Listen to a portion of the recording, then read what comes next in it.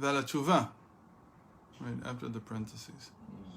ועל התשובה הנה אמרו רז"ל במקום של בעלי תשובה עומדין, ועל זה נאמר כי הנה הערים ימושו, כי מה כתיב לעיל מיני, וברחמים גדולים אקבצך, פירוש רחמים גדולים. So you say, if a person does tshuva, and here we saw that tshuva is not tshuva on a person's sins. It's the tshuva that you're coming closer to Hashem. Tshuva ilah. And tshuva tata means, lower tshuva means that a person repents for his averus, for his sins. Tshuva ilah means that he makes up for the distance between him and Hashem. And he tries to mend the fact that he's been distant. Or in this case, that we're talking about the general tshuva that we all need to do. Do you mind if I get the water?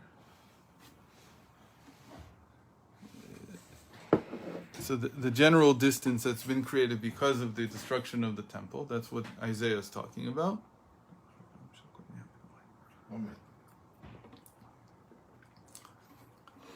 And even when it's a general type of tshuva, meaning it's the whole people doing tshuva, it's not just one individual, and it's all about the distance we have from Hashem. So there's still the principle that the sages say that in a place that Balei Tshuva, the people who have done Tshuva, can stand, even the perfectly righteous cannot stand. And tzaddikim v'imodim. So this also holds here, even though again it's general Tshuva. It's not Tshuva done by one individual. So what is that place, that new place that even the perfectly righteous from the time of the temple couldn't stand? That's called uverachamim gdolim, great mercy.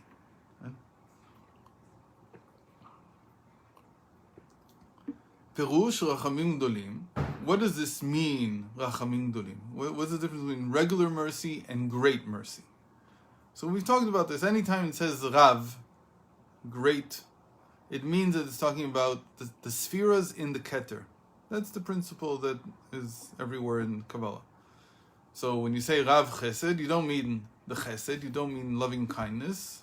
You mean the loving kindness as it is in the Keter. Which loving kindness is in the Keter? What kind of loving kindness is in the Keter? So in Arich, there's Chesed that connects with the Gvura of Atik, and that's called Rav Chesed. So anytime you have something that's a Rav, it means that we're talking about the same sphera in the Keter, in the crown. כי מידתו של יעקב הוא מידת רחמנות, הנמשך ממידת יצחק, מידת הדין הקשה. So first of all, we have to understand, he's basically saying, you have to understand what mercy means. What does compassion mean? So Yaakov, he's compassion. And he's drawn from Isaac. He comes from Yitzchak. How does he come from Yitzchak? Yitzchak is harsh judgment, מידת הדין הקשה. שעל ידי שפוגע באדם מידת הדין חס ושלום, נופל עליו שם רחמנות, מחמת הרע שאירע לו. People, not just people, Hashem has mercy on someone when he falls because of the harsh judgment that has hit him. So this is not, we're not talking about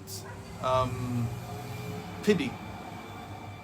And it's not, you look at someone and you say, oh, Nebuch.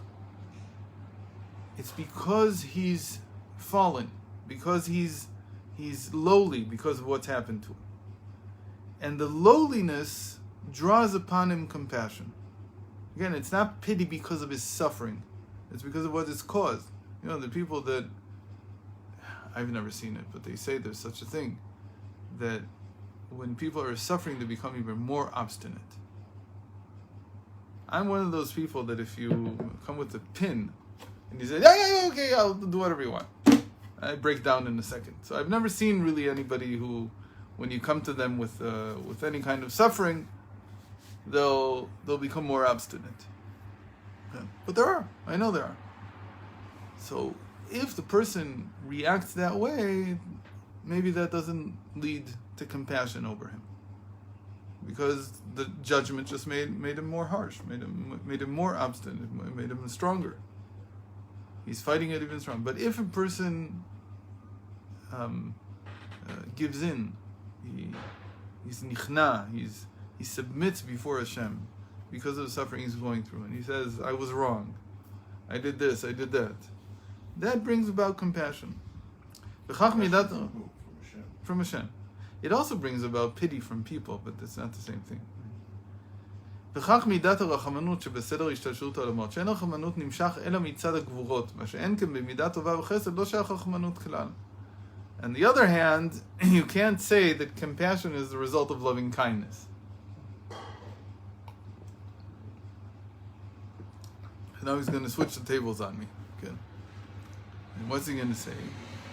That loving kindness has nothing to do with compassion. So if we see somebody having a very good time, we don't have to say, Nebuch, oy, how can he handle his vacation in the Maldives? I don't know, whatever. Just because I saw their flag yesterday. We don't react that way. That human being, it would be unheard of for a person to hear about how somebody is having a wonderful life and have compassion over him. But by God, it's not that way. Meaning that even if you're having a wonderful life, there's compassion over you. What does it mean?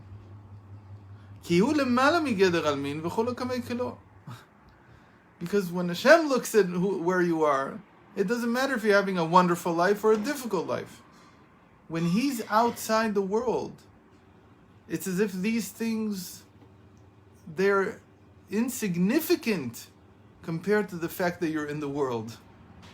What kind of life you're leading is insignificant. It doesn't matter whether it's good or bad.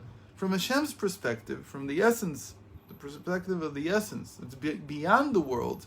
Just the very fact that the soul is in the world, locked into the limitations of this world, that's already cause enough for compassion. So even if you have a very good life, a lot of loving kindness, there's compassion. וכולם רחוקים מאור אינסוף, שכולם אין ארוך אליו יתברך, וכולם רחוקים מאור אינסוף ברוך הוא ממש.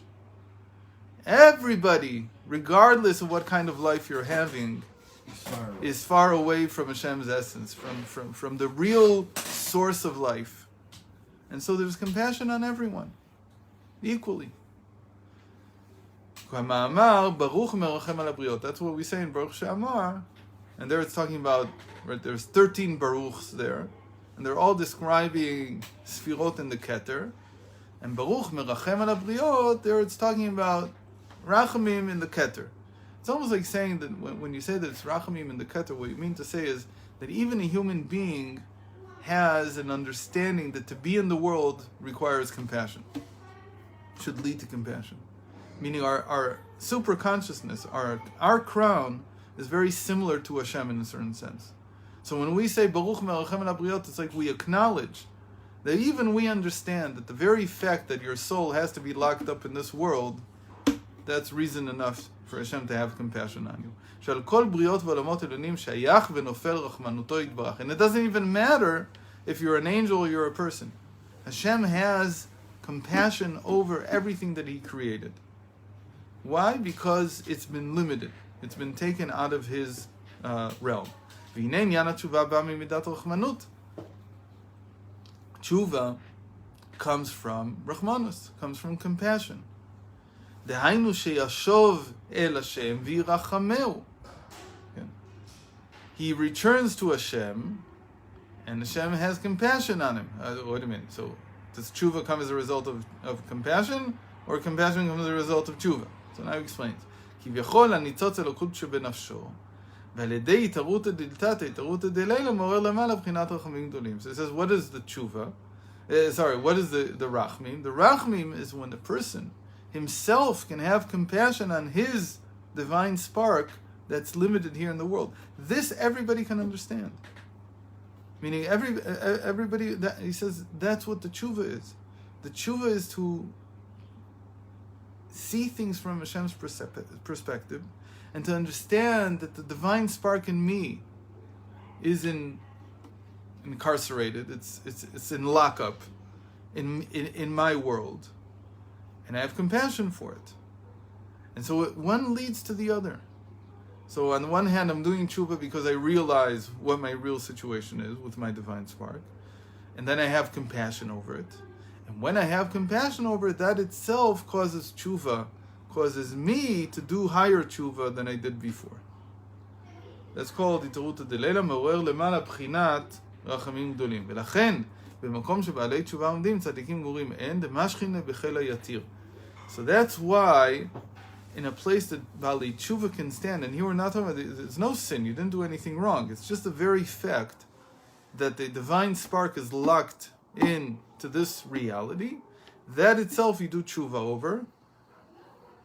And that's what we mean, that about tshuva in this sense can get to a place that the perfect tzaddik can. A perfect tzaddik is like someone who's not aware even of the fact, he has no existential feeling that something's wrong. He doesn't get it. There's nothing wrong. It's okay. Zusha? I think Zusha was very existentially aware of how wrong things were. I think Elimelech was more like that. Zusha said nothing bad ever happened. Okay, but there he means after he went through. I mean nothing wrong in the sense of that the divine spark is not locked away here. Zusha very much, I think, understood that. Elimelech, to a certain extent, didn't get it because he wasn't really in the world. He wasn't really in this world. So because he wasn't in this world, he couldn't really understand what most people were experiencing. He couldn't understand this concept that I need to do tshuva because my divine spark is locked away. As far as he's concerned, the divine spark is not locked away. It's fine. The world is all divine. It's all very good. And people who are too much tzaddikim, they can't get this. They don't understand the existential pain that a person has over his potential not being fulfilled, over his real self not being revealed. I think Zusha was very much in touch with that feeling.